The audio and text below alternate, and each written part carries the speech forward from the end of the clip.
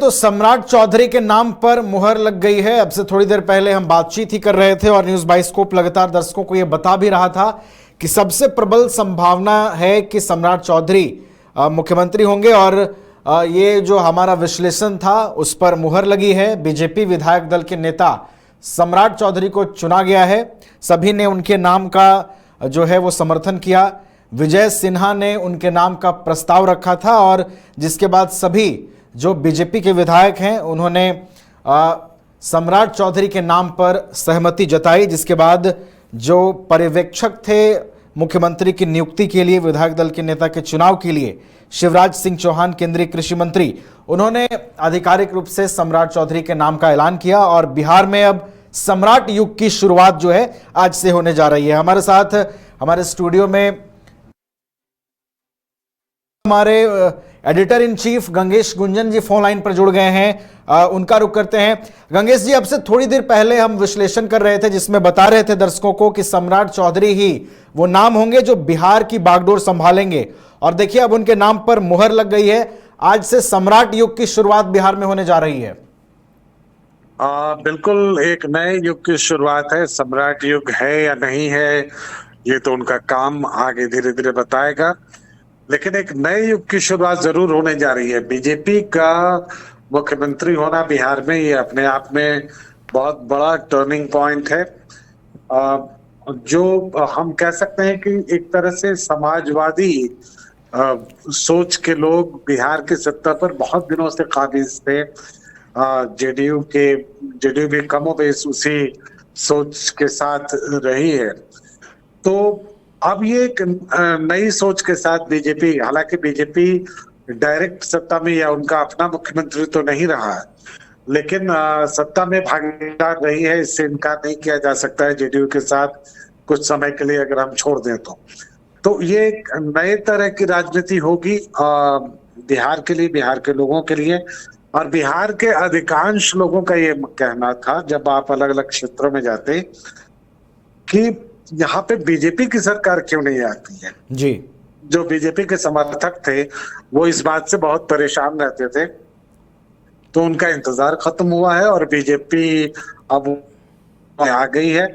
सबसे बड़ी बात यह है कि ये लगभग तय था कि सम्राट चौधरी ही मुख्यमंत्री होंगे। हालांकि इस बीच में जो डिजिटल दुनिया है, उसने कई नाम उछाले, या सिर्फ डिजिटल क्या कई मेन स्ट्रीम चैनल्स ने भी कई नाम उछाल दिए कि ये हो सकते हैं, वो हो सकते हैं, लेकिन ये तय था कि सम्राट चौधरी ही बनेंगे। और आपको याद होगा जब बिहार में हम लोगों का कार्यक्रम था तब हमने इस बात का जिक्र भी किया था कि सम्राट चौधरी के रूप में एक युवा तुर्क दिखाई पड़ता है बीजेपी को। कुछ लोग कहते हैं कि बिहार को अपना एक योगी मिल गया है। तो एक एग्रेसिव कैंपेनर है, एक एग्रेसिव लीडर है, यंग है, प्रदेश को नई दिशा दिखा सकते हैं और नई पीढ़ी को एक तरह से मौका मिला है बिहार में लोगों को, बिहार की नई पीढ़ी का। अब ये इस पर सवाल खड़ा हो सकता है कि बेसिकली वो उनका बेस कहाँ पे है या उनकी विचारधारा, क्योंकि इसी को लेकर सवाल खड़ा किया जाता रहा कि चूंकि वो संघ बैकग्राउंड के नहीं हैं इसलिए उनको बनाया जाएगा या नहीं बनाया जाएगा। लेकिन अब ये क्लियर हो गया कि वो सम्राट चौधरी प्रदेश की कमान संभालेंगे और प्रदेश का नेतृत्व करेंगे। और उनके सामने जो चुनौतियां हैं बहुत बड़ी हैं, क्योंकि उनके सामने वो जिनके बाद बन रहे हैं वो बहुत इम्पोर्टेंट है। नीतीश कुमार ने एक बहुत लंबी लाइन वहां खींची है, उसके बराबर या उसके साथ मैच करना ही अपने आप में बड़ी बात होगी अगर वो किस तरह से बिहार को आगे ले जा सकते हैं। बिहार जहां था वहां से बहुत आगे निकल चुका है और बिहार को अभी बहुत लंबा रास्ता तय करना है। मैं बिहार के कार्यक्रमों में रहा हूँ, कई बार जाता भी रहा हूँ, तो वहां ये सवाल जरूर उठता है कि बिहार असल में पूरे देश की तुलना में बिहार अभी भी उस ऊंचाई तक कब पहुंचेगा, इस पर एक सवाल उठता रहा है। तो एक बड़ी जिम्मेदारी हम कह सकते हैं, बहुत बड़ी जिम्मेदारी है सम्राट चौधरी पर। और सम्राट चौधरी क्या किस तरह से आगे बढ़ते हैं इसको पूरे प्रदेश को लेकर, इस पर सबकी नजर रहेगी। बीजेपी की नई सरकार होगी और जेडीयू की भागीदारी होगी इसमें। वो जेडीयू किस तरह से इसको जितना समर्थन जिस तरह से होता रहा है, किस तरह से समर्थन जेडीयू देता रहेगा। और सबसे बड़ी बात जो है इसमें नवीन, वो ये है कि एक पार्टी से सत्ता दूसरी पार्टी में गई है, गठबंधन के दूसरे दल के पास गया है जी। और ये जो बदलाव है वो इतना आराम से हुआ है कि ये अपने आप में गठबंधन सरकार चलाने वाले सभी दलों के लिए एक उदाहरण है। आप देखेंगे कि उत्तर प्रदेश में जब बसपा और बीजेपी की सरकार चल रही थी तो उसमें जब ये तय था कि कुछ दिनों तक बसपा की सरकार होगी, कुछ दिनों के बाद बीजेपी की सरकार होगी, तो वो इतना ये करार होने के बाद भी उतनी आसानी से नहीं हुआ था। तो आप समझ सकते हैं कि और यहाँ जितने सामंजस्य के साथ, जितनी आसानी के साथ ये सब कुछ हुआ है, ये पूरे देश की राजनीति को दिशा दिखाने वाला है। और मुझे लगता है कि ये अपने आप में बहुत बड़ी बात है और इस पर निश्चित रूप से सबको ये चाहेगा, सारे लोग ये चाहेंगे कि इसको फॉलो करें, इसको देखें। ये हिंदुस्तान की राजनीति में बिल्कुल स्वस्थ माहौल किस तरह का है वो बताता है। और ये बिहार में हुआ है। बिहार, जबकि कहा जाता है कि कई बिहार की राजनीति में कई सारी चीजें ऐसी हैं जिनको लेकर सवाल खड़े किए जाते रहे हैं, जैसे कि यहाँ पे जातिगत फार्मूला है, जैसे कि अगड़ा पिछड़ा का मामला है, जैसे कि और भी बहुत सारे इश्यूज हैं। लेकिन वहां पर इतनी आसानी से सत्ता का परिवर्तन होना, एक दल से दूसरे दल के पास सत्ता का चला जाना, ये अपने आप में बहुत बड़ी बात है और इसके लिए बिहार बधाई का पात्र है। और मुझे नहीं लगता कि इस एंगल पर अभी तक सोचा गया है।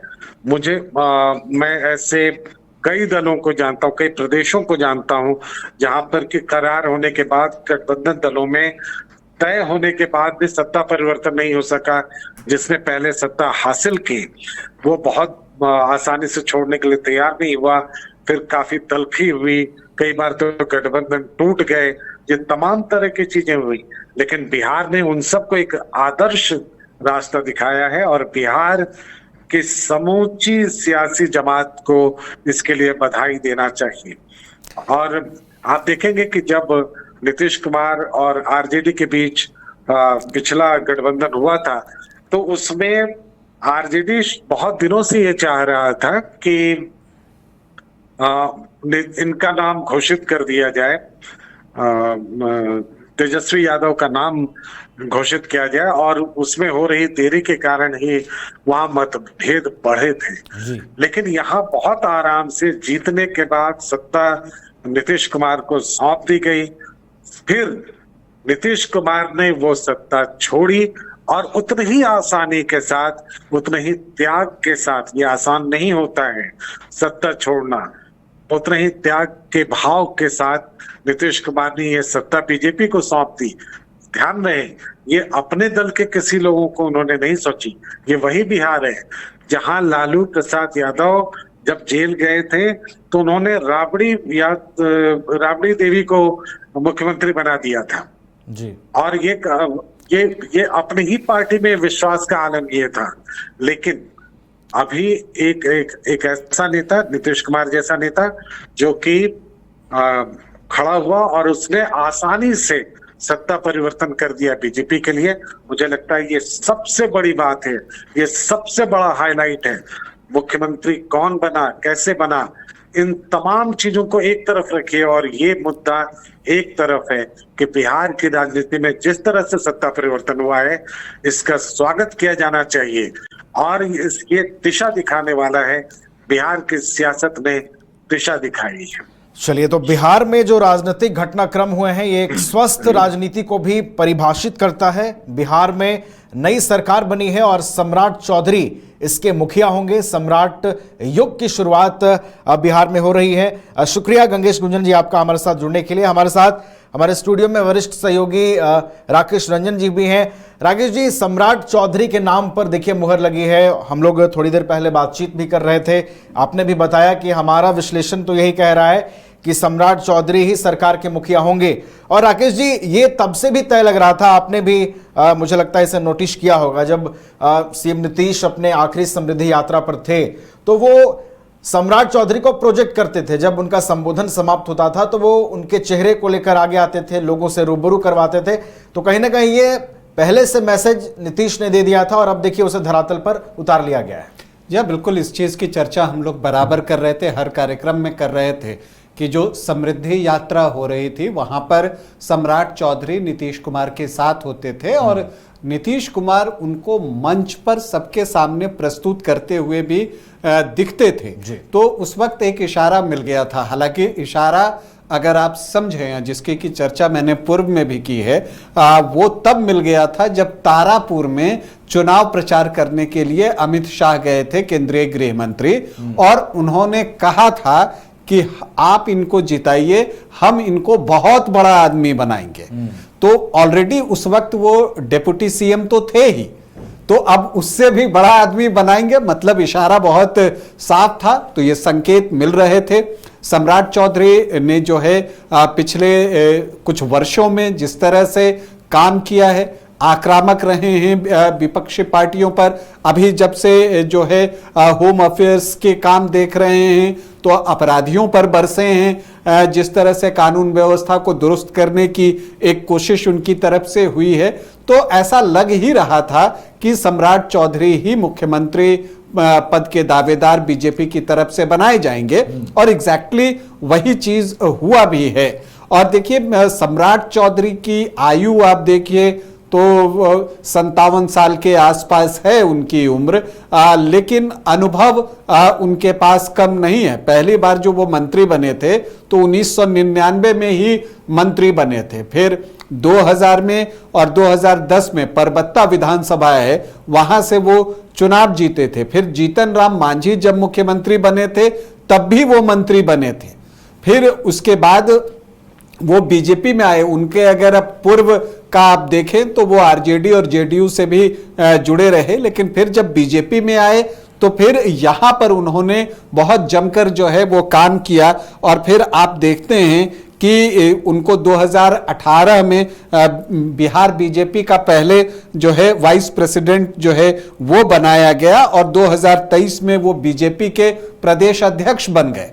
उस समय भी उनके काम की तारीफ हुई। फिर जो है आप देखते हैं कि जब वापस नीतीश कुमार एनडीए फोल्डर में आते हैं और सरकार बनती है तो उस वक्त उनको डिप्टी सीएम जो है विजय कुमार सिन्हा के साथ बनाया गया। और फिर जो विधानसभा का चुनाव हुआ उसके बाद भी जो सरकार बनी उसमें भी वो उप मुख्यमंत्री बने। तो मंत्रालय के कामकाजों का उनको अच्छा अनुभव है, ज्ञान है, और इसका लाभ जो है उनको जब वो मुख्यमंत्री के तौर पर काम करेंगे तो वहां मिलेगा, क्योंकि एक्सपीरियंस वहां पर काम आता है। इसके अलावा नीतीश कुमार के साथ इतने दिनों तक काम करके भी उन्होंने बहुत कुछ सीखा होगा, तो ये फायदा भी उनको जो है वो मिल सकता है। तो सम्राट चौधरी से अब बिहार को बहुत उम्मीदें रहेंगी। बिहार को जहां पर नीतीश कुमार लेकर जहां तक आए हैं,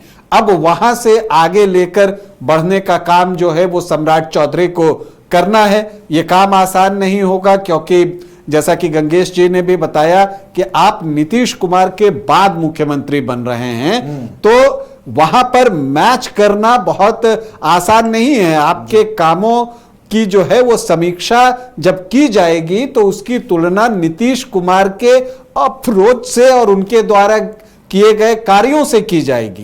तो इसीलिए एक बड़ी जिम्मेदारी है सम्राट चौधरी के ऊपर। लेकिन सम्राट चौधरी ने अब तक जो उनको जिम्मेदारियां दी गई हैं, चाहे पार्टी ने दी हो या सरकार में जो उनको जिम्मेदारियां दी गई हैं मंत्री के तौर पर, उन्होंने उनको अब तक बखूबी निभाया है। वो विधान परिषद में विपक्ष के नेता भी रहे हैं, तो एक अच्छा खासा अनुभव जो है उनको है और इसका लाभ वो जब मुख्यमंत्री के तौर पर काम करेंगे तो उनको मिलेगा। जो जानकारी है उसके अनुसार अगर आप देखें तो बुधवार को 11 बजे दिन में जो है लोक भवन में शपथ ग्रहण समारोह का आयोजन किया जाएगा।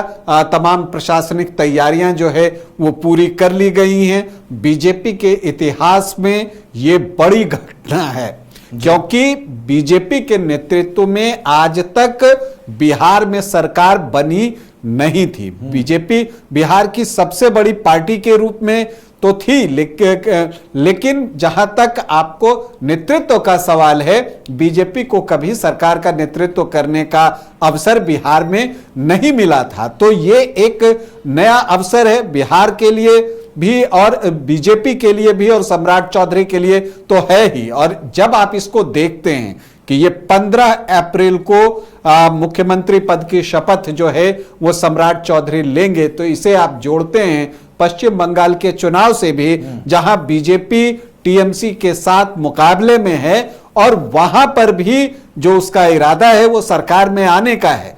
तो अब ये एक संदेश प्रेषित करना चाहती है बीजेपी बंगाल की जनता के बीच में भी कि देखिए हम जो है आगे की तरफ लगातार बढ़ रहे हैं और एक और बड़े राज्य में जो कि आपका पड़ोसी ही है बिहार, वहां पर जो है अब हमारे नेतृत्व में सरकार बनने जा रही है। तो इसका एक एडवांटेज जो है पश्चिम बंगाल के चुनाव में भी बीजेपी उठाना चाहेगी और इसीलिए जो है इसके बीच में ही यह शपथ ग्रहण समारोह का आयोजन किया जा रहा है। तो सम्राट चौधरी को ढेरों शुभकामनाएं। एक मुख्यमंत्री के तौर पर वो बेहतर कार्य करेंगे और लोगों की अपेक्षाओं पर खरे उतरेंगे, जो जनता चाहती है वो करेंगे। हम ये शुभकामना सम्राट चौधरी को देते हैं। और अब मुझे लगता है कि अब जो है, चूंकि बिहार में नीतीश युग का मुख्यमंत्री के तौर पर एक समापन हुआ है, बिहार की राजनीति भी अब करवट लेने जा रही है, क्योंकि अब युवाओं के बीच आपको भिड़ंत देखने को मिलेगी। एक तरफ सम्राट चौधरी होंगे तो सामने तेजस्वी यादव होंगे और इन दोनों के बीच जो है एक पॉलिटिकल द्वंद्व जिसको आप कहते हैं, पॉलिटिकल फाइट, वो देखने को मिलेगी। तो युवाओं के हाथ में बिहार की राजनीति अब जाते हुए दिख रही है। चलिए, तो बिहार में अब राजनीति करवट ले रही है और आने वाले दिनों में सम्राट चौधरी सरकार के मुखिया के तौर पर, वहीं विपक्ष के नेता के तौर पर तेजस्वी यादव किस तरीके से आमने सामने होंगी वो देखना भी दिलचस्प होगा। बहरहाल नई सरकार के गठन की कवायद अब तेज है। सम्राट चौधरी के नाम पर मुहर लग चुकी है और बुधवार को 11 बजे उनका शपथ ग्रहण भी होना है और बिहार में अब सम्राट युग की शुरुआत हो चुकी है। बहुत बहुत शुक्रिया राकेश रंजन जी आपका हमारे साथ जुड़ने के लिए, तमाम जानकारी हम तक। घर रहने का मकान भर नहीं, ये खुशियों की तिजोरी है। दरवाजे पर दस्तक देता पड़ोस, खिड़कियों से उमड़ आता आसमां, तारों में उलझी ऐसी ना जाने कितनी दास्तां। कहती हैं चले डायमंड सिटी, एक सफर हम सफर के साथ अपने घर तक। Diamond city, life long bonding, 500 से ज्यादा खुशहाल डायमंड परिवार। जल्दी करें, सिर्फ 200 फ्लैट बाकी। आज ही बुक करें अपना आशियाना।